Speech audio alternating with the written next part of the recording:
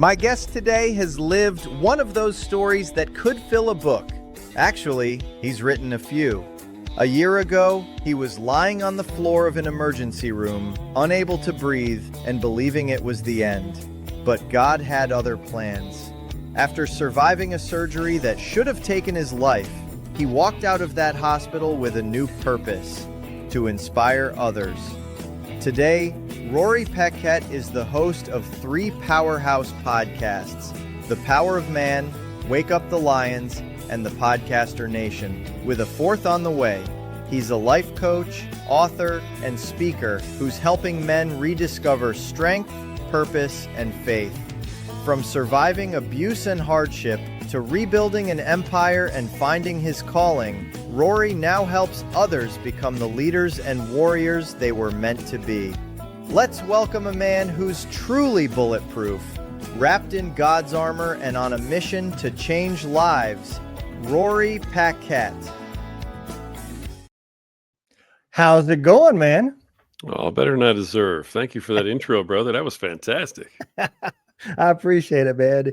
It's fun. I like to be a visual guy because, the Army only requires an eighth grade reading level. So I like to have a video to tell me what I talked about. I understand. No, that was great. That was wonderful, man. I was blown away. I appreciate it.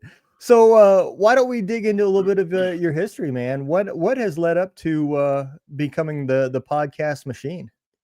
Oh my gosh. That's such a huge question, man. Where to start? I've always been an entrepreneur. I think probably a great place to start there. I've always kind of had a problem with authority. Always had an issue working for somebody else. I don't really know why or where that comes from, but just always kind of had that problem. And so early on, I realized I needed to kind of do my own thing, and be an entrepreneur in a lot of ways.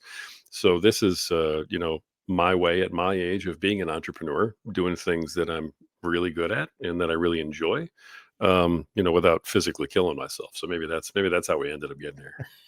Yeah, absolutely, man. I can relate. That whole doesn't work out so well working for other people. Doesn't play well with others. No, I have learned that myself. So it has led to me podcasting full time and retired. So Right. Yeah.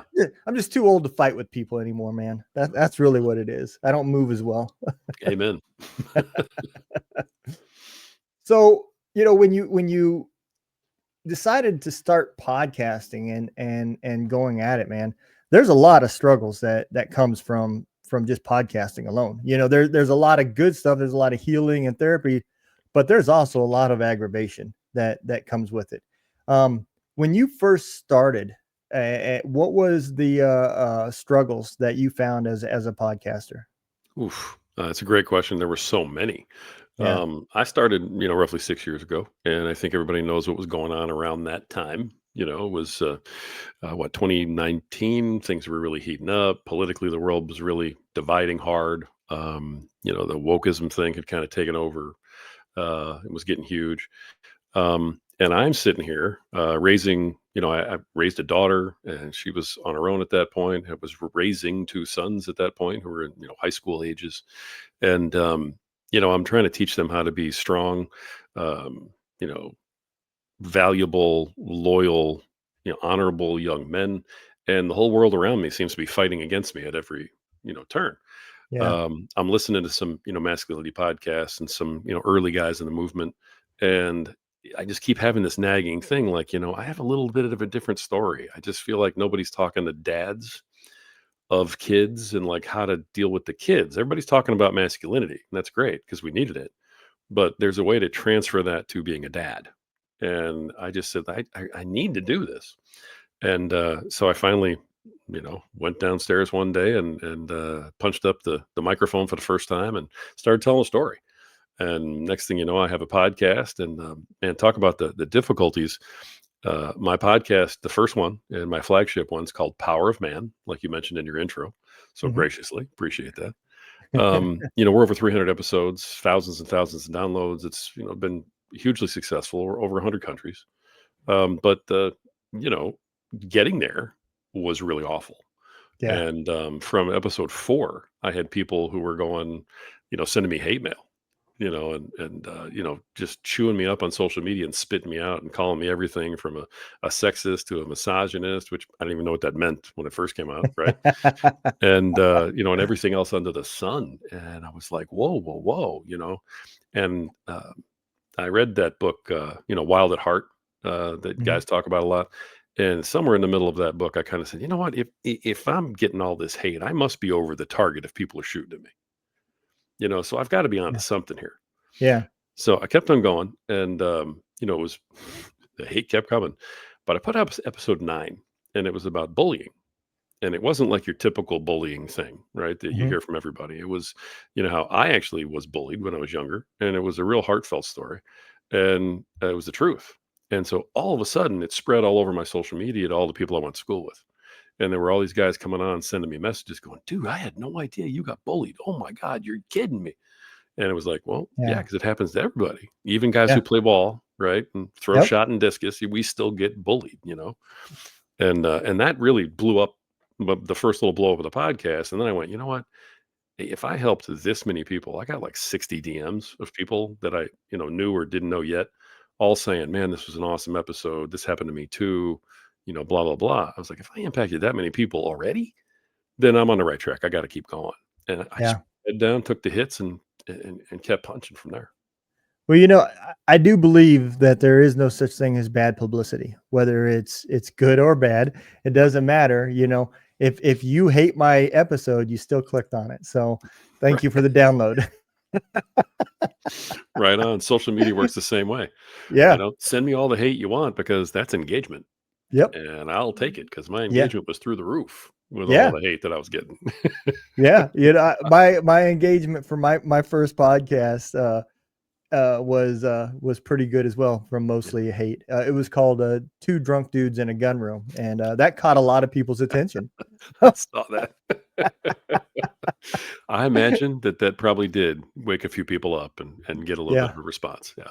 Yeah, and I got some of the dumbest. I'm sure you have too. I got some of the dumbest messages. Like I had a guy tell me that it is not good to convince soldiers to drink alcohol and play with guns because alcohol is a depressant, and we all know our veterans are depressed already. And I was like, I thought that was talking about your nervous system. I didn't know that they were talking about my emotions. Yeah, but Wow. yeah, it's just hey, thanks for the engagement, man. I Right appreciate on. it. I work with a lot of veterans, man, and there's not a whole lot of them that, need to be told, we're encouraged to have a drink once in a while to Yeah, ease the nerves. It's kind of something that comes with the territory. And yeah, I don't really think you have to encourage them to, quote, play with guns. I mean, that's kind of a really naive y- standpoint. yeah. I mean, Yeah. those are like our Hot Wheels, man. That's Seriously. that's all we know. Wow. I mean, hate knows no limits, though, man. I mean, Yeah. it comes from everywhere. Well, and again, it's been crazy. I'm sure. I don't know if you thought about it, but the byproduct of what you're doing, when you bring a guest on, and they're telling you their story, and you're teaching future people lessons. You know, Yeah. 30 years from now, I hope people will go back and say, wow, these guys were idiots, you know, because of all the dumb choices that we made as a society, all this wokeness and tear down statues and all that stuff that had happened here in the last few years. I hope that's what the future says, but we don't know anymore. And now you're giving your guests the opportunity to tell their story, heal a little bit at the same time, and hopefully teaching valuable lessons for young adolescents in the future. And so, man, my hat's off to you, brother. That's a big mission. Thank you, man. I appreciate that a lot, because you just summed it up. What we do on that podcast. We bring guests on so that they can share their story, and like you said, they get a lot of therapy out of sharing the story. On my podcast, they're talking to 90% men. Yeah, It's probably a lot like yours, and they're talking to a lot of veterans who follow us and listen to us, and they're talking to a lot of dads who have all been yeah, through this stuff too. So it helps the person who comes on, but it also helps the person listening to know that they're not alone. And that was one of the things that hit me early in my life that kind of led to, me getting into the podcasting thing also was when I was at probably my, lowest point, I've had a couple, but I would say probably the lowest one. I really just felt alone. I felt like there wasn't anybody else out there who understood what I was going through. Nobody could get it. Yeah. It was just me. I was a total failure, and everything else. And having known that, I wanted to make sure that every day I tried to reach at least one more person who felt Yeah. alone, by bringing people like you and other people like that on to tell their story and say, "Hey, you're not alone, man. We're all Yeah. going through this crap. We're all in the weeds. Just keep your head up. And here's how I did it. Maybe this helps you." Yeah. And that's been the goal from moment one. Yeah, and I think so many times as men, right? We assume that we're individuals, that what we're going through nobody else ever goes through. So there's no point in talking about it because you're not going to understand. You've never done this, And so many times our problems lead from human instincts, Mhm. just our society says we don't cry, so we don't cry. Society says that we're supposed to be strong and caretakers and not really have any feelings, so we try to become emotionless. And really all it does is lead to problems later when we get smarter and wiser and our brain starts functioning stronger than our biceps. And we then at that point realize there's a problem, but we just can't put our finger on it, man. And I've seen so many men, especially veterans. That dad part hits me because people don't think about this. You deploy for a year and you've got a 1 year old or a 10-month old when you leave. And for 10 months you and that baby have bonded, held. The baby likes to be held. And then you leave for a year, and when you come back, now that baby doesn't know you anymore. It's scared of you. The first Yeah. time you pick it up, it cries, and you have to hand it back to the mama because it's just terrified of you. And that whole process starts over every single time. There's that disconnect between you and your children. And so I see that a lot of veterans could probably be watching your show just to try to find that reconnection after all of the deployments is over with. How do I create back time? I need the time from the last year back so I can focus on this side of the world during that year versus the year that I did focus on. And it just doesn't work that way. Once Yeah. it's gone, it's gone. 100%. That's so gut wrenching just hearing you talk about it like that, because I've talked to so many guys who are dealing with that exact thing, and Yeah. people don't get it, if they haven't been in it. And Yep. that's another reason why we do our shows, is to let everybody out there know that, hey, there are people who are in it. One Yeah. thing that I know about veterans, about you guys, is that when you're a veteran, there's a 99.9% chance that you view yourself first and foremost as a veteran. Yes. And like that is your identity. Yep. And that's had to be your identity to survive. You know, when you come home, all of a sudden you aren't veteran first to everyone else in your life, even though you still are to you. Now you're Yeah. husband first, now you're father first, now you're provider first, now your brother or sister or, aunt or uncle, that type of thing first. You may have parents, that you needed to come back to, and now you're the son, Yeah. as opposed to all this. And in your mind, you're still a veteran. Yeah. And the transition, especially to dad, is so incredibly difficult because you aren't taking orders anymore. You have to come up with them on your own and give them. I Yep. mean, you absolutely have to change everything about who you have been while you've been in service. And so a lot of the guys that I talk to um, are dealing with the dad thing.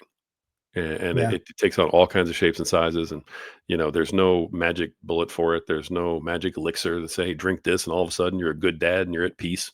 I mean, Yeah. good God, Yeah. man. I mean, peace? What the hell's that mean? Right. Yeah. You So know, yeah, but the dad thing is something that, I'm not a veteran, unfortunately. Wish that I was, tried to be, couldn't.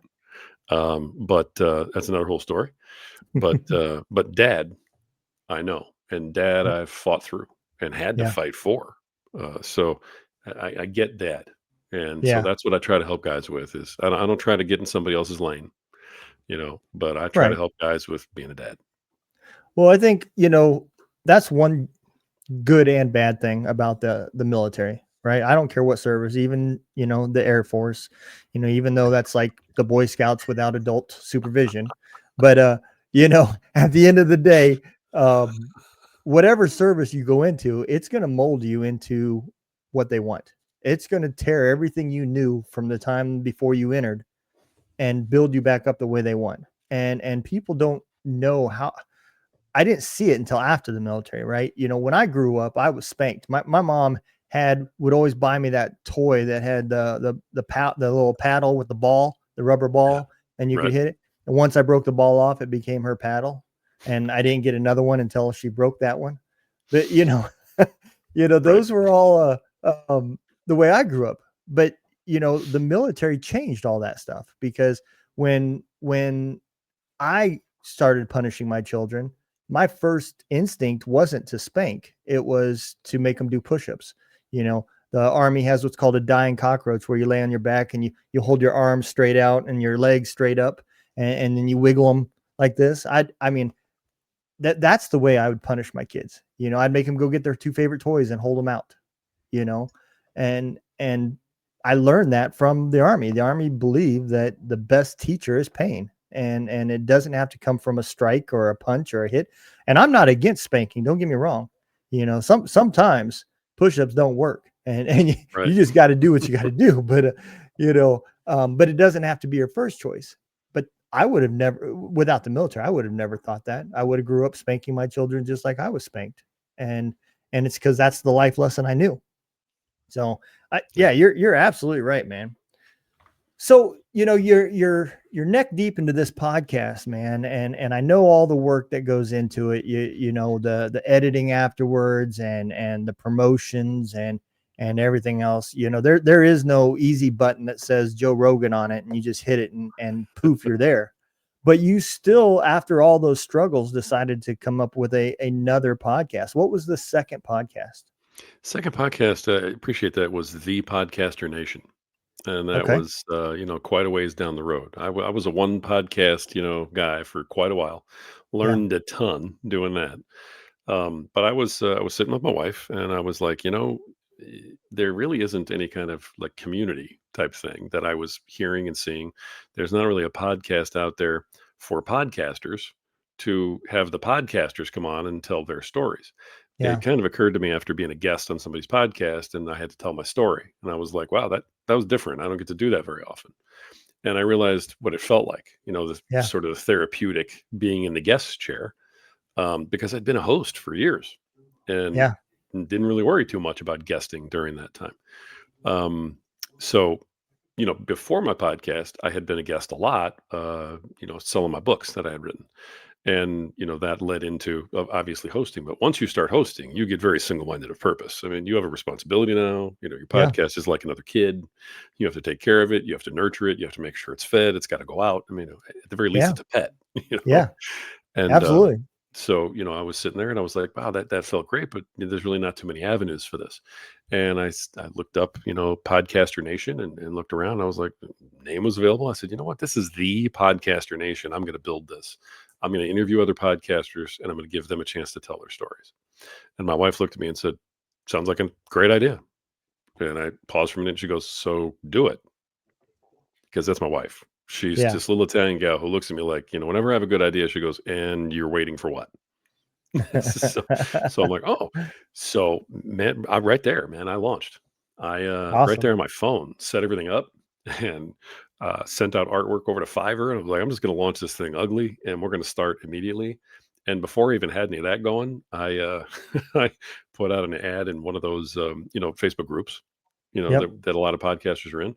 Told them what I wanted to do, and within, I don't know, 2, 3 days, I think I had gotten about 165 responses from podcasters, all going, I love this. I'd love to tell my story. When can I get on the show? And I'm like, oh my God, Yeah. this really took off. So we just started, and it was real ugly when we started it, but it's awesome now. And so, Podcaster Nation is, we're 130 some episodes now, but it's the reach has been phenomenal, you know, um, Yeah. because other podcasters understand the importance of sharing episodes, Yeah. and things like that. It's grown so crazy. And it's got quite a name to it now, which I'm really, really happy with. Yeah.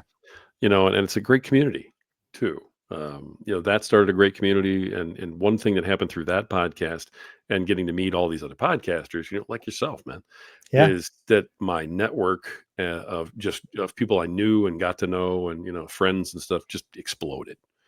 And that's Yeah. been the most rewarding part out of it. But that's what happened with that. That was the second one, and it's still going strong. It's huge. Yeah.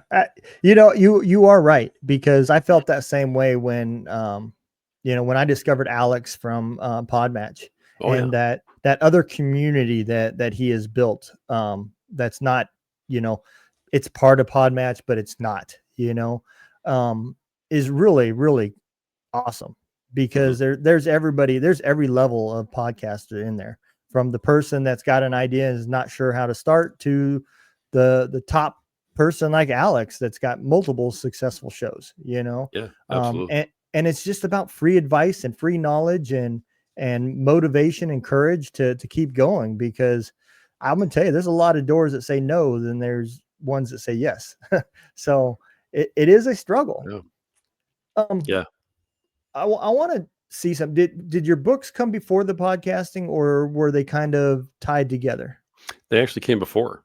Okay. Yeah, and that was how I kind of got into how cool podcasting was because I got some advice early on when I self-published my books that if you want to sell them, you got to get on podcasts and promote them, right? Yeah. So all of a sudden, I'm guesting on all these podcasts talking about my books, and I'm like, oh wow, this is really cool. I see how this Yeah. works. So I learned it from the guest side, and then I started saying, I have a lot to say. If I was in that chair, I think I'd be doing this a little different. I'd be doing it, my way. I think I could make this impact. And so it was guesting with my books that Yeah. really got me thinking about the other side. Yeah. Yeah. It that's probably the one thing that I think is even harder than podcasting, and that's writing a book. I've wrote a couple, and man, you think editing a podcast is tough, you know, edit a book, and Right. by the time you're done, you've read the damn thing 6, 7 times. Oh yeah. And and you never feel like it's done. You're always like, is that right? You always see the light at the end of the tunnel, but you're not sure if it's a train or if it's actually a door, you know? Right. That's so right. Yeah. So it is crazy how tough it is. How many books did you actually write? I've written several, but I have two that I've written that are in my name that are out there under my name. Okay. For a while, I was paying the bills being a ghostwriter. Okay. So I've written upwards of 50 books for other Oh, authors and wow. then sold that work so that they could put it in their name, and that type of thing. So I worked as a ghostwriter for a while, but the two that I put out are mine. They have my name on them. So if you search me on Amazon Books, you'll find them. Just plug my name in there. All right. It's Lone Wolf Selling System and the 5% Diet. So those Okay. were two that are totally different genres, totally different, audiences, things that I really wanted to say at the time. Both did pretty well, to be honest with you. I mean, as far as books go, Yeah. you write a book, you make any money on it all, you just kind of go, great, Yeah. this is wonderful, But the first one made enough to go to dinner a few times. The second one did pretty well, and is still selling. I still get it, a few bucks a month here and there off selling that book, and that's been years and Awesome. years and years later. So it's pretty cool. Yeah. Yeah. You don't hear that story very often.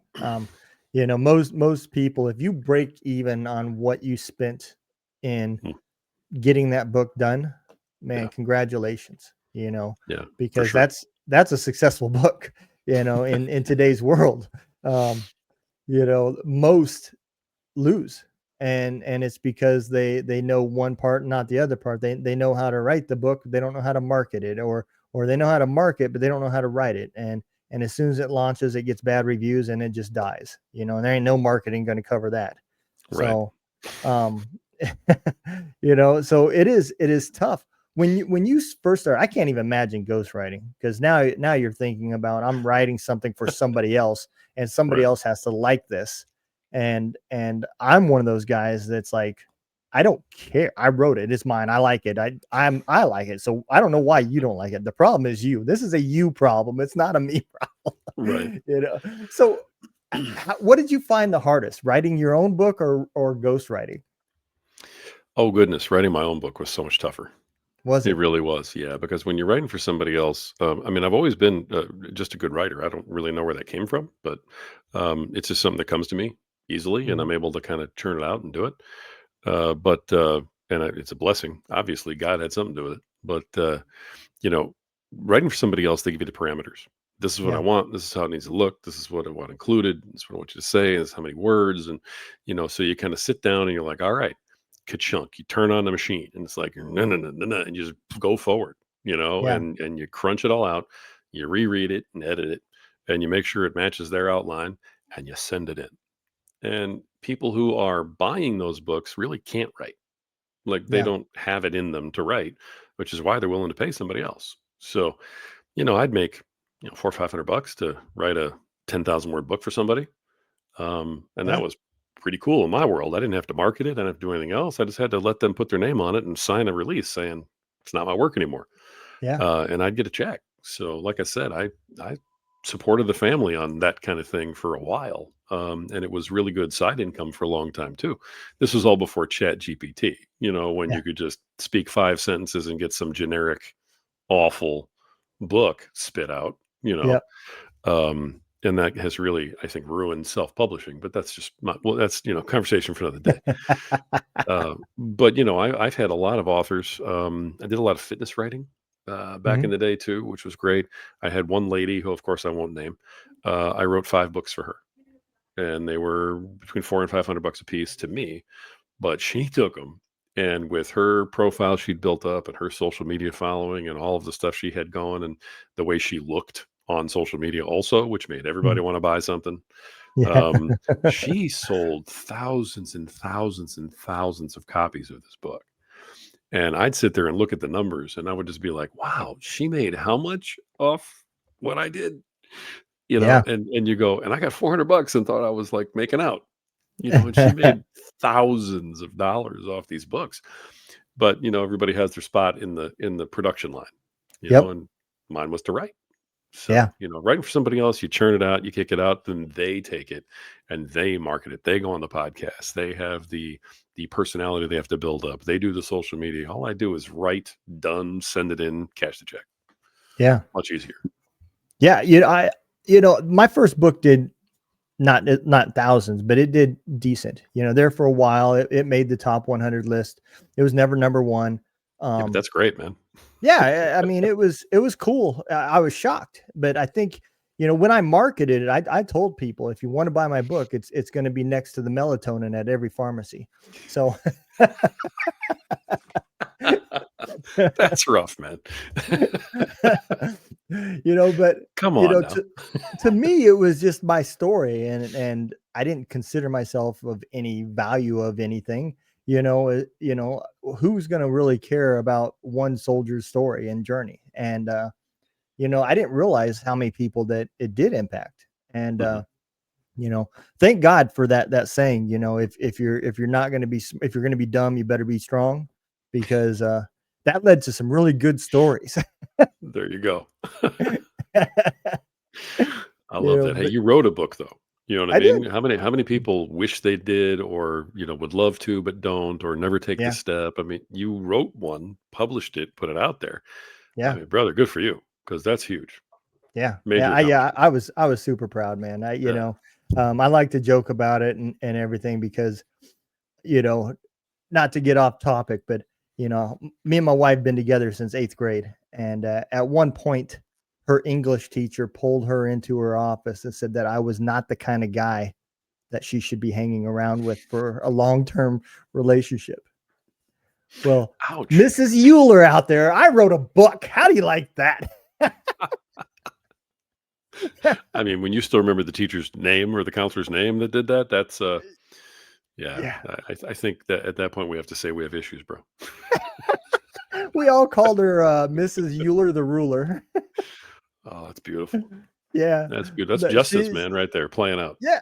Yeah. I had a lot of people tell me I wasn't going to amount to nothing, because all I like to do is stare out the window and imagine things as a kid. Even one teacher wanted to put me in a box so I couldn't look outside.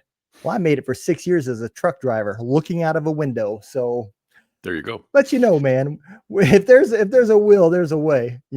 Sometimes it's math. It doesn't make sense, but it works out. So For sure.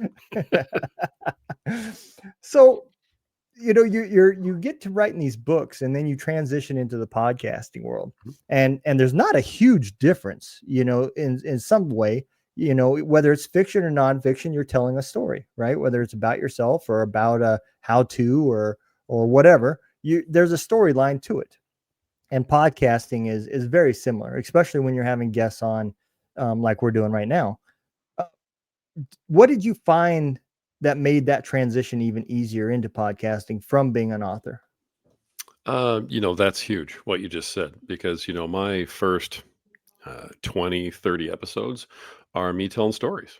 Yeah. And that really is it. It's me talking about things that have actually happened in my life or that are actually going on in the world, and how they're impacting me as a father, how they're impacting my family. Talking about how to raise, children and mistakes I've made. Um, I spent a lot of time telling stories about mistakes I made, Yeah. to be honest, and that I learned from, because, I knew that there were dads out there who, were afraid of making the mistake or had made the mistake. We instantly, as fathers, feel guilty about any mistake that we ever make, because we're supposed to be perfect and we're not supposed to ever need help. Yep. And that's just not reality. No. It's not life. I had a couple sons. I still have a couple sons, but at the time, my sons were in sports, and they were, leaving high school and going through high school, and they were navigating life. And so there were so many real live moments that were happening in my real life as a father. My daughter is older, and she's from my first marriage. And so there was the whole divorce thing that happened there, estrangement, coming back together. How do you handle the ex? I mean, there was all sorts of topics that I was able to kind of touch on in terms of mistakes I had made. And so all of that was very therapeutic, to be able to Yeah. admit these mistakes. But then also, all my kids got to hear these, and they all got to hear, wow, dad thought that was a mistake. Man, you know what? I see that. I understand that. They Yeah. got to not only hear sort of an inside take from dad that they really had never heard before, but they also got to learn from that and take that lesson with them as they got older. And Yeah. so it became a huge teaching tool for me, for my kids also, as well as, therapy. And the storytelling was everything. Yeah. So, in terms of being an author and transfer it over, if you're an author and you can speak, like, you're not afraid of talking, you can have a podcast right now. Just start. Yeah. Done. Because you know how to tell a story. 100%. Yep. Yeah. And I think that's, one of the big things that's unique about podcasting is everybody has a story, and everybody feels like I did, that their story is insignificant and nobody would be interested in. But what you forget is there is billions of people out there, across the world. And it's kind of unrealistic to think that your story, no matter how insignificant, isn't going to impact somebody else that's out there. Somebody is going through what you're going through. We're not so unique that we all have our own likes and dislikes and our own mistakes. What some of the mistakes I've made, other people have made as well. And Right. so I think that's the part is extremely important about podcasting is, one, know how to tell a story, and two, be authentic and be yourself. Yeah. The authentic part is a must. Yeah. If you're telling some story and you're trying to be somebody you're not, people know immediately. I Yep. mean, right away. You're going nowhere, and they're never going to listen to you again. Yep. So, that's another thing that I was able to somehow bring to the mic was, I didn't pull any punches talking about the mistakes I made. I didn't pull any punches talking about things that were going on in the world. And I was just very open and honest about it, Yeah. and so I think that resonated with a lot of folks right off the bat. And I think it really helped kind of build up, listenership to get us started. Yeah. Anybody who heard 5 minutes of me talking knew I wasn't, trying to be something I wasn't, for better or Yeah. for worse. Yeah. Yeah. Yeah. That is crucial. So, yeah, I know we'll get back into the podcasting world. You got a third podcast. Mhm. Which one was the third? The third one was it's called Wake Up the Lions. And that has been an unbelievable success story. That is, I honestly believe I was called to do this podcast. Um, the the idea behind it is that I had so many people coming on my two podcasts that I had, Power Man and Podcaster Nation. And the first thing out of their mouths would be, is it okay to talk about God here? And I would be like, well, of course it is. It's no Yeah. problem. It's a Yeah. safe place. I had pastors coming on who were saying, is it okay to talk about God here? Do we need to tone down the God thing? And, one night after a particularly rough run of, I don't know, 8 or 9 people in a row, like a full day of interviewing, and all these people were asking me this question. I looked at my wife and I'm like, why does everybody feel this way? People Yeah. should not have to feel this way. And we obviously the conversation went a lot deeper than that, but somewhere in the middle of all of it, I had this just voice, I'd love to say, that just hit me in the back of the head that said, "What are you doing about it?" And I went, nothing. I'm sitting here complaining about it. That's what I'm Yeah. doing about it. And so I said, you know what? I need to do something about it. And the next day I started the podcast and did my first episode, put it out there, had people on immediately. And what the podcast is to invite Christians on to share their testimony and basically talk about how God has influenced their lives openly Yeah. and encourage others to do the same. And, I have no problem with someone who has different beliefs than me. Yep. If you worship differently, if you don't worship at all, I respect everyone's opinion. The problem that I saw was that Christians are always the ones respecting everybody else's opinion, and they're the ones who are getting run over Yeah. because they're never standing up for themselves. I had another interview with another guy on Power of Man, and we were talking about this topic. And he said, this isn't Christianity the way I grew up with it, the way it is now. And he said, where are the lions? Where's Samson swinging his jawbone, and killing the troops? Where's David going out and wiping out the Palestinians? I mean, it's all sorts of things that he pulled up. It's not about lambs and wheat fields and rainbows and stuff like that. And it just went off in my head, and I was like, lions. And I said, you know what? We need to wake up the lions. That's what we need to do. And from there, it just took off a life of its own. Yeah. And it was it's huge. It's already in 30 something episodes caught Podcaster Nation, which Oh, was wow. doing great. They're both still behind Power Man, but again, that's 6 years in the making. Yeah. And Wake Up the Lions is on its way there. It's so huge because it really has hit a nerve with people. And I've got Christians from all over the place who are contacting me going, I love what you're doing. I want to be one of them. I want to be a lion. Let's go.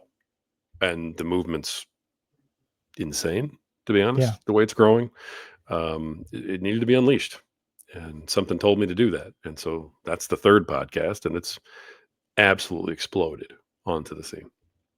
Wow. Yeah. You are absolutely right. And, one of the things that I tell people as well, you're never going to find total peace until you've kind of stood up all the pillars in your life. And one of those is faith. You've got to believe in something, you know.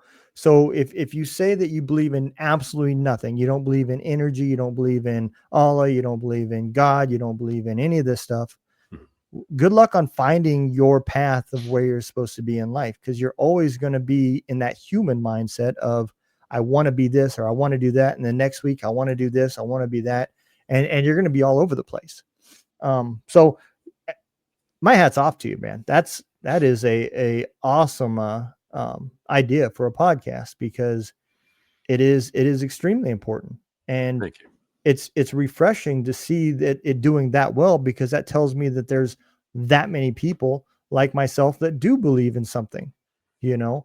Yeah. Again, whatever it is, I don't care. I do believe that, we all have our opinions or images of what God looks like, and maybe one of us is right, maybe none of us is right, but the one thing that we all have in common is we do believe in a higher power, and I think that is absolutely amazing. And I think it's awesome that you give other religions a safe place to talk and discuss their topics and their ideas, as well, because we can all learn from it. At the end of the day, we're all about the higher power. I don't think any of us believe that there's Zeus and all these other multiple gods. We all believe in a God.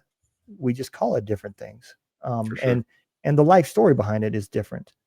But isn't that also kind of what makes it interesting?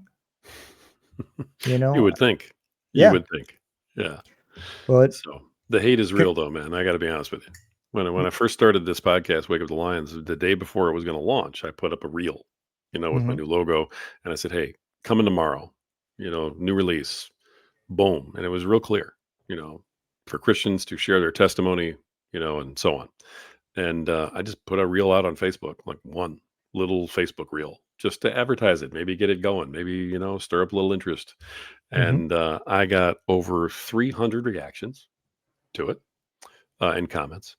And out of the 300 comments, over 200 of them were ranged anywhere from negative to threatening about you better not, type better of not. thing. I mean, seriously, it was so ridiculous. But there was so much just vitriolic hate coming out from one single reel, Yeah. that I went, well, again, I'm clearly on the right path. If you're not over the Yep. target, nobody's shooting at you. Yep. Boom. And yeah. So I said, well, this is all the affirmation I needed. We're launching tomorrow. Yeah. Yeah. Here we Absolutely, go. man. Yeah. So, I think that is awesome. And I think it also shows your growth in podcasting as well. Because in the early stages of podcasting, most people, they tried to bend the show to the demand, right? And right. so if more people are complaining, well, then they try to alter the show to guide to what those people like, because that means there's more people over here than over here. And what people don't understand is you just ruined your authenticity. Yeah. You're no longer that individual person. And I think a lot of veterans at podcasts, we encourage that, man. The part that I had a hard time with was learning to not respond. Oh, yeah. Right. Oh, That yeah. is the tough part, man. It took years. And now I just, hide them, delete them, whatever. I don't block anybody. You're more than welcome to post whatever you want on anything I do. But when you start making it personal and you're starting to cuss and swear and everything else, I'm going to remove the comment. Nobody else needs to see any of that crap, I but understand that. if you just want to tell me how much I suck, well, you can't tell me that any more of that than what I told myself years before this all started. So, I, have at it. um, I can appreciate what you're saying. I got to tell you, with my students, because I teach podcasting and I teach speaking, Okay. but with all my students, I teach them a real simple formula. When you get that kind of hate, a question or maybe a little disagreement, that's one thing, but hate, you Yeah. know, my thinking is I don't want anyone else to see that and get infected by it either, because Yep. then someone else who may comment on it trying to defend things, and I don't want to give, them the time of day. Yep. So I'm like, bless, because you know what? They need to be blessed. They're having a hard time if they have that much hate in them and they're letting it Yeah. out on you. So bless, block, delete. That's it. Yeah. It comes up, bless, block, delete. See you later. Don't need you. Don't need your Yep. energy. I don't want anyone else on my feed to get infected by you. Go back to Yep. your mother's basement, re-dye your purple and orange hair, and enjoy Yep. your Cheetos. I'm done Yep. talking to these people. Yeah. Yeah. Sorry. Nope. Yep. And I think that's where our society has changed so much, man. We're just so divided. Oh, Um, goodness. Yes. and not all of it is that you see on social media is even division. It's all, there's a lot of scams out there where people are just using bots to post comments to get arguments going and so Mhm. forth. And again, they must be at a much higher level in math than me, because I don't understand it. But but that's a thing, I guess. Like Tide Pods, snorting those that's a thing, I guess. But at the end of the day, it doesn't make any sense to me. No, So I think we could say that about a lot of things today. yeah, Just doesn't make any sense to guys like you and yeah. me. No, I just don't get it. You know. Um, Let me ask you this. So when you now you've kind of got a a portfolio of podcasts, and I know there's still two more, um, Mhm. for a total of five. Let me ask you this: at what point did you say, this is more than just podcasting? Now this is a job. This is a business. This is a way of life. At what point did that come into you? Because a lot of podcasters will never get to that point. Mhm. That's just a fact. It doesn't have anything to do with whether you're a good person, bad person. It's just a fact. Um, Yeah, what was the aha moment? Is I guess what I'm asking. that's a great question. I had been doing Power Man for a long time, and I had brought on a sponsor, and I had monetized in a lot of ways, online and things like that. So I was making a nice side income, side hustle type stuff with Power Man. Then Podcaster Nation came along. I really expanded my coaching services. Those were picking up, and I was kind of working all day, every day, doing both. And I was looking at it and I was thinking to myself, hey, this, if I really put everything I had into this, like all day, every day, and I wasn't trying to go do a day job in the middle of all of it, could I, 10x this thing? Could I make enough that I could pay the bills and I could have this be my income? And I kept saying, no, no, no, you couldn't make the jump, so on. And then, like you alluded to in your intro, and then I collapsed. And that's when I basically stopped breathing one night. I could tell my breath was getting less and less and less. I told my wife, I said, we got to go to the hospital now. She threw me in the truck, broke every law you could break, got me to the emergency room faster than any ambulance ever could have. It's the only reason I'm alive, to be honest, is because of the way she drove me there that day. Because Yeah. I walked in, I crossed the threshold, I looked at the lady in the emergency room and pointed at her, right, and hit the ground because I couldn't take a breath anymore, and I was blacked out. Wow. Um, my lung had filled up so much with fluid and was frozen and immobile. And then the one on the right had basically said, "Okay, Uncle, I can't do this anymore. Yeah. I'm done." So I was completely shut down bodily. 3 weeks of being in there trying everything under the sun. They were like, "We don't have any choice. We got to go in and open this guy up and clean him out, or he's never going to get off these machines, and he's not going to make it." So I had to do a surgery that I should not have survived. But that was a long, long rehab. I'm actually still in that rehab. It's been a little over a year since the Yeah. surgery, and I'm on a 18-month recovery thing. So as I sit here with you today, sometimes taking a deep breath hurts like someone stabbing me in the chest. But Yeah. um, when that happened, I had a lot of alone time and time with just me and my wife.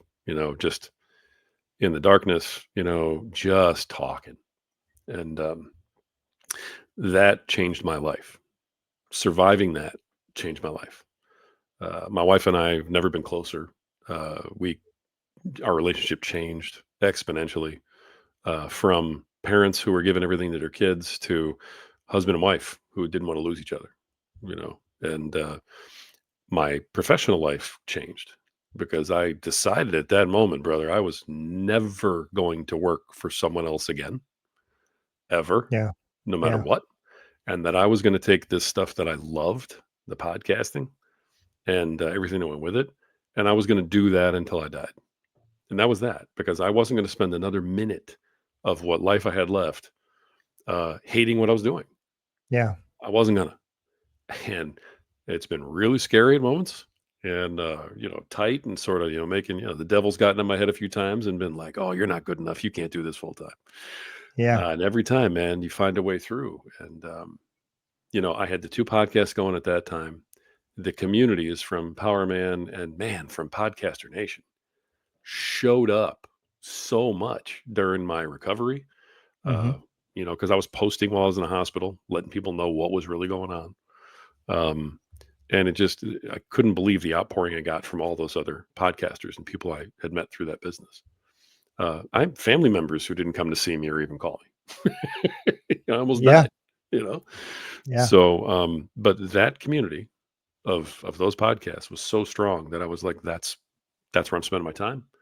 Those are the people I'm going to be here for, and I'm going to spend the rest of my time, being here for my kids whenever they need me, but they didn't need me anymore, and Yep. and trying to make sure that I gave my wife some kind of a life that she could enjoy too, and not the angry guy coming home from a job he hates all the time. Yeah. Changed everything, brother. So that trip to the hospital changed everything, and I went all in, and I haven't looked back since. Yeah. Yeah, man, you are my superhero. At the end of the day, um, it's just amazing where the level that you have taken this and not once wavered from keeping your focus of helping others. You know, Yeah. it, it's one thing to go out there and find a trend and podcast that's providing some entertainment. I'm not going to say that it's not helping anybody in anything, true crime or whatever kind of podcast that you want to do that you're passionate about. That's great. But that topic, that the helping other people topic is tough. It is a hard genre to be in. It's a niche group to the people that you're speaking to, especially if you're helping just men or like myself, that's dominantly veteran community. Oh yeah. I've kind of isolated other people, and I'm just now coming out of that world, but it is super tough to to grow a show like that. So man, my hat's off to you, brother. It's truly amazing. Don't sell yourself short. You've accomplished some awesome stuff. I appreciate Um, that, man. I really do. Thanks for that. yeah, it's just a fact, man. You did it. You know, let me. I know we're getting closer to the top of the hour, but I want to dive in. What are the other two podcasts that you have recently released? Appreciate that. The fourth one was, I coach podcasting and I coach speaking, and Mhm. I've done a lot of speaking. I've been on a lot of stages. And as I coach podcasters, so many podcasters, authors, speakers all want to do the other things. Podcasters want to get into speaking, they want to write books. Authors want to get into podcasting, they want to get on stage. Yeah, And so I found my training and my coaching was always crossing over. And I said, there's really not a platform through podcasting to help speakers yeah, and, to say, hey, this is how your podcast can help you become a speaker. And so I would teach my students, hey, use your podcast to help you get a speaking gig by doing these things. And so those few people knew. But then I'd see so many other people who weren't utilizing what they had. And so I said, all right, I'm going to create a new podcast that's going to serve a lot of different things here. And it's called Step Up to the Mic. And the idea is that you come on, and when we hit record, it's single person view, and I in the MC, and I welcome everybody, and I introduce them as if I'm on stage, and I'm like, please welcome Donald Dunn, and then I'm gone, and you've got the stage, and you do your presentation, your TEDx talk, your signature speech, whatever it is, for anywhere from 10 to 40 minutes, whatever it takes, uninterrupted. You're giving your speech. At the end of it, I come back on, we do a quick Q&A, and that's it. That's the episode. And wow, then you have, as the speaker, you now have a link to showcase your speech. yeah, It didn't cost you anything, that you can send to, planners and to organizers to say, here's me doing my speech, right?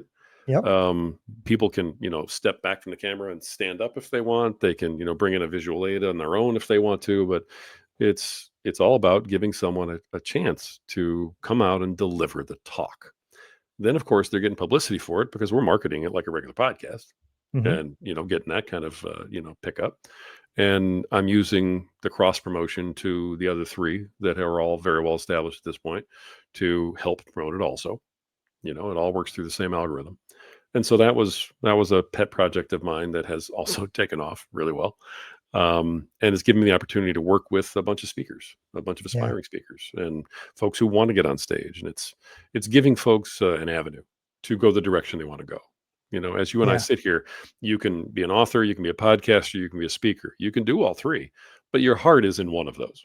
right, yep, One of those is your true, like, that's me, that's where I live. Yep. And people don't always know that until they've tried them all. Right. So Yeah. working with me and all my products, you can actually try all three. We can help you with all of those things, and boom, pick the one that's the best and pursue that, and I can help you. So that was the fourth podcast. as we go. That is a genius idea. Thank you. Appreciate You that. know, and we can talk about it off the air, but I'm looking at transitioning into speaking. Basically, I want to further some of my Oh, wow. therapy, because I can do this all day. Yeah. But when I go to these events and stuff like that, I've got myself to where I can go to them, but I don't do well. I'm always on edge. I don't talk to a lot of people. I usually try to get myself in there as somebody that is live streaming it, so I can sit behind a table and stay out of the crowds and Sure. so forth. But I want to get through that. I want to get past that, because that's not who I was before the military. And so I had thought about maybe pursuing comedy just to get myself on a stage and get myself in front of people, just Mhm. because it's easy to find open mics or something like that. Sure. But I decided that I would like to go and do that same thing with speaking, just because I do have a story that can resonate to people. But it is tough when what you're doing helps them tremendously. As I did the first thing that all younger generations do now, I chat GP'd it, and you know, Right. I and got you. and having that bio story that you're giving them is a huge tool. And it's different than what I was doing. I did it in front of this camera, just recording practicing myself, but I didn't have somebody else that was listening. Nobody else was going to see this. This was just me. Delete. I'm done. Yeah. And you were providing a way that, in the whole concept, I know behind the stage, there's somebody else that's going to ask me questions that's going to kind of rate me, or I hope he's still there, because, maybe he fell asleep during the speech, and I have to call him to wake him up. But, I don't know which would be worse, but, Right. it is cool what you're doing, because that is helping a lot of people, that want to get into that. And I'm just now looking at this stage of my career. And at the end of the day, man, that's huge. That's huge. Thank you, man. It's a genius idea, man. Thank you. I appreciate that. I came up with that kind of the same way I did all these other ones. It was like sitting there talking to my wife, revelation. She goes, "What are you waiting on? Go do it." Yeah. And next day, boom, launched. So I appreciate that. But to be honest, we definitely got to talk off the air, because I mean, you'd be great at it. You got to do something, and you have a standing invite to come on, stand up, or step up to the mic anytime you want. We'll get it Okay. together. But man, that's awesome. So yeah, that's the fourth So, podcast, but that's where that came from. Thank you, man. all right. Well, let's dive into number 5, man. Yeah, I'll make this one quick. Number five is the newest. Just started it. Friend of mine, her name is Brandon Lynette. Mhm. She has a podcast that she's been doing. She has 500 episodes on it. She's been doing it forever. Her name, name of her podcast is the Listen Bitch Podcast, I love which it. people don't normally expect me to say out loud, but hey. But she's a very devout Christian conservative mom, Mhm. and that's where all the stuff comes from. Her whole mission's always been to just help other moms. And so we've known each other for about 10 years through a million different connections. But she had me on her show, talking to moms about the plight of dads from the power Mhm. man perspective. She's the only woman ever to appear on the Power of Man podcast, That's to come awesome. on and bring a female perspective of the conservative wife, and so on, who understood masculinity. And so I mean, we've just had a really great relationship that way all these years. And I had her on to interview her for Wake Up the Lions, and we got done, and she said, "Hey, you're probably going to say no, you probably don't have time, but I just have this thing that's on my heart." And I'm like, "Okay, go." And it was right after the Charlie Kirk assassination, and she and I had been going back and forth about the impact of that, Mhm. how that kind of hit everybody. And she said, "Right now, I feel like we need more voices than ever before. Like, it doesn't even matter if people start a podcast or, start speaking or whatever, write a book or whatever, but everybody needs to do something. And if Yeah. everybody in the world that's impacted by what happened here and by what has been happening that led up to this, if everybody just spoke just once, the noise would be deafening. The noise would Yes. drown out evil all over the world. And I'm like, I like where you're going. And she goes, I need help with that because I have all the opinions and I got all the fire and everything else, but I need someone to keep me grounded, to keep the faith-based part of this going, and Hmm. who's really sharp and really knows politics. And I said, "Are you asking me to be your co-host on here?" And she goes, "Well, if you won't do it, maybe you know somebody, but yeah, you. I know you have 4 other shows." And I was like, "Wow. All right." And I was like, "Well, sure. Let's do it." So we just on a whim just got together. We, started. We're like, we're podcasters. Let's just see how it goes. Totally ad-libbed it. Looked up a couple things off, Facebook and stuff to talk about in our first episode. And we started a new podcast called Boiling Point, Faith and Fire. Okay. And because the country has reached a boiling point. And it's all Yeah. about the ridiculousness of everything that we see. And we're covering coast to coast, and we're talking about current events. And I'm keeping it from a faith perspective in terms of how it impacts that and trying to keep her in the rails. And then, of course, she's coming at it from the common sense mom, Yeah. perspective, who's going, no one's going to teach my kid that this and this and this are normal. That's not Yeah. going to happen. And so it's again, we're 6 episodes in and already breaking, 200 downloads. So it's kind of like Wow. it just started blowing up, but we've barely advertised it, but it's a lot of fun. We record twice a week. My job is to not let her self-implode and Yeah. get the message out. So we really, at the end of it all, it's to get everybody talking. Yeah. You need to speak up. If you have a belief, stop being afraid. You got to speak up. And if enough people speak up, there's strength in numbers. And so that's kind of what we're trying to do. I love that idea because, I'm a firm believer that both sides of the spectrum, conservative or liberal, when you get out there on those edges, you're no longer part of a group. You're just insane. And, Agreed. but that's like 10%, it's 10% over Right. here. It's 10% on the other side. And that leaves 80% of the people who are so confident in common sense that most of the time they don't even respond to the rhetoric. They're just like, whatever, it's not my problem, and that's why we don't get noticed.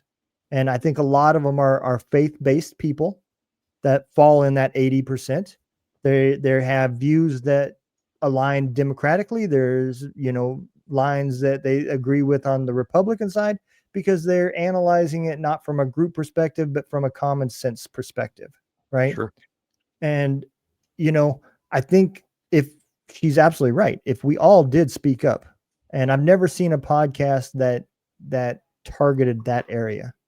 You always get the podcasts that target either the extreme left or the extreme right, because that's where they're going to make the biggest impact and get noticed the most. Right. And it's just because they're so much louder, like you said. But if we did start speaking up, then absolutely we'd be way louder than any of that stuff.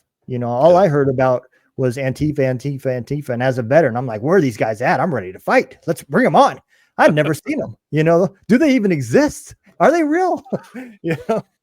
Coming to a town near you, Antifa. Right. But I never seen them, and I was just like, I hear that's all I hear about on the news, but I never seen it. And I think that's where a lot of people start realizing, maybe this ain't as big as what people think. It's just loud. That's what we're hearing, There's a lot that's like that. There's a lot that's Yeah. really loud. And I think one of the things that concerned Brandon and also concerns me. And then I think really concerned Charlie Kirk, was that if the media just keeps telling everybody how loud it is and how important it is and, why it's, something to, lose your life over, people buy that. Yeah. They hear the loudness and they think, oh, everybody must be feeling this way. And it's just not the case on Yeah. either side, you know? There are not millions of people who think that, a 6'2" boy should be able to go dominate a girls' volleyball game. There are Yeah. not 80 million people who feel that way, No. clearly, No. but the news would have you think that that's totally normal. Yeah. And that's just one, because we go back and forth. I mean, we hammer on whoever needs to be hammered, Yeah. so there's a rapping on somebody's back door every single episode, and it's not always on the left. Yeah. There's plenty of guys on the right who are really failing America, and so we Oh, we yeah. evenly distribute our pain. Although certain things do get certainly do get more time, unfortunately, Right. because they need to be debunked more. Yeah. So it's a little like fighting the mainstream media, Yeah. but through multiple voices. I want to see Yeah. everybody who has a viewpoint start a podcast, and I don't Yeah. care if you talk to 5 people. You don't need to get Yep. rich. Start a podcast, put your opinion out there, be heard.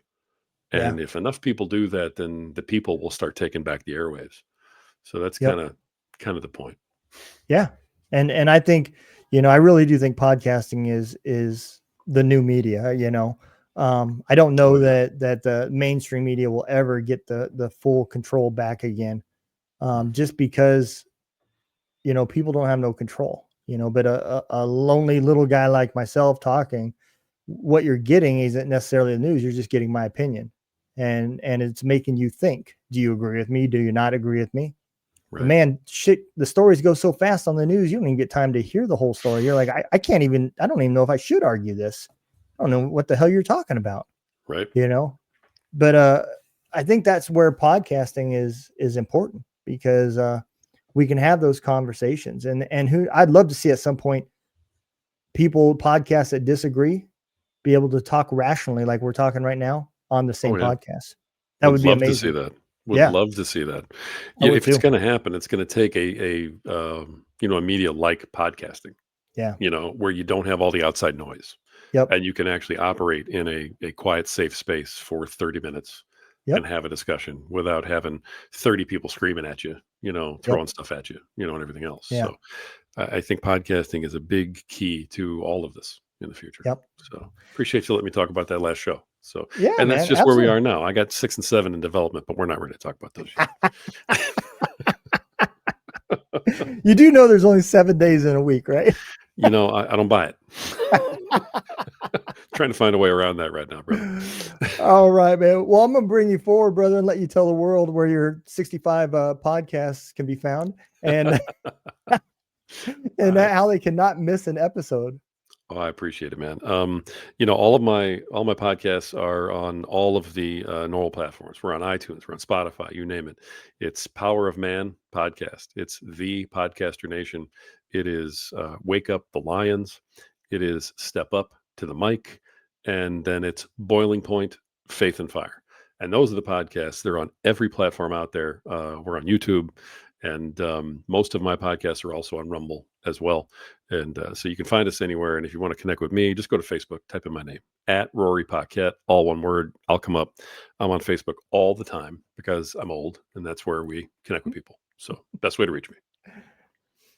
Is that the same place you for people that if they were interested in the coaching or mentorship, is that the same place they would go to?